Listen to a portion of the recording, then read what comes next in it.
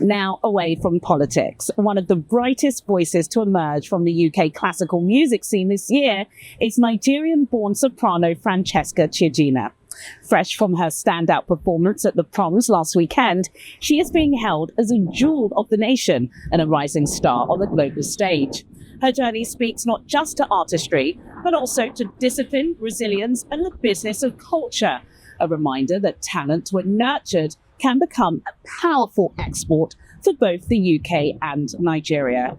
I sat down with Francesca at London's Blackheath Halls to talk about her career, her Nigerian roots, and what it takes to thrive in one of the world's most competitive industries. Congratulations on your recent performance at the Proms. Honestly, I was listening to you on the way in the Uber, and you almost brought tears to my eyes. Just talk to me about what last weekend's moment meant for you, both professionally and personally.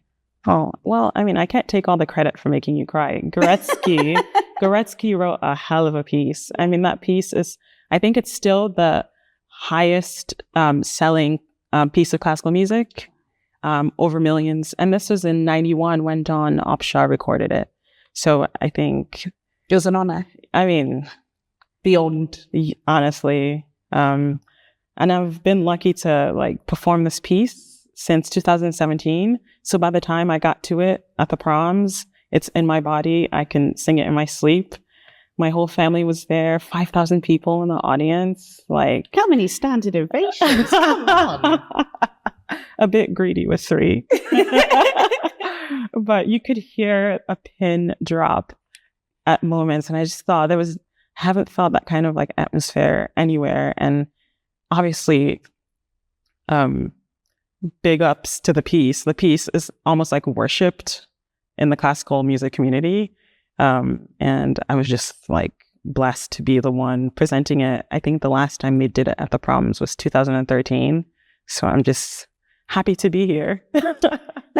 Talk to me about how you got here.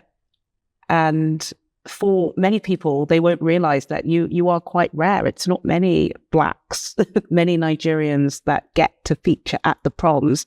How did you make that journey? There are not many Blacks, but there's a few. We're coming up, and I'm amongst the numbers. We are few, but we're coming up.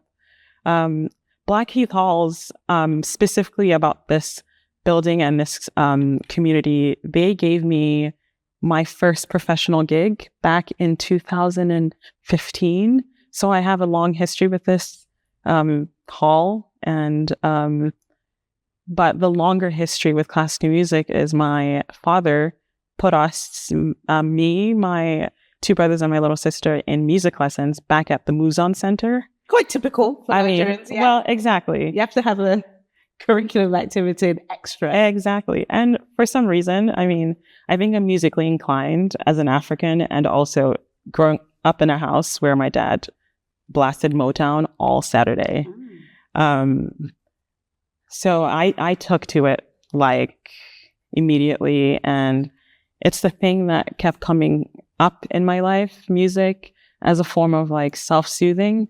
And here we go, having a career in it. I never would have thought that this would be what I was doing. The only reason I'm here is because of my huge team.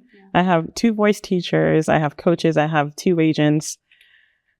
I have an accountant who keeps my money together. And and more importantly, it was all the funding when I was going to school, all the funding for music education. I got a lot of scholarships that I think I probably would have ended up doing something else if I didn't have someone donating to the universities to give people with potential a go at said potential. So I think I would say 50% of the reason I'm still singing and doing this for a living exclusively is the support for the arts. When you're on stage and you've got 5,000 people in front of you, do you ever think, oh my gosh, do you ever think about Nigeria, where you come from, or, those few faces in the crowd that resemble you? Yeah, if I start to think about it too deep, it's a lot of pressure. Too weighty. Yeah, it's a lot of pressure.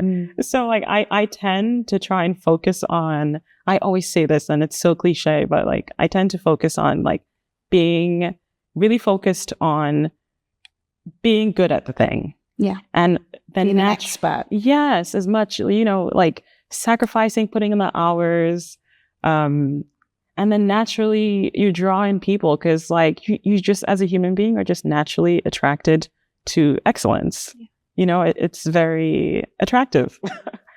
So that's my focus. And of course, you become like foist into this position of leadership. Here's a song I sing when I'm feeling a bit of like emotional turbulence and I just need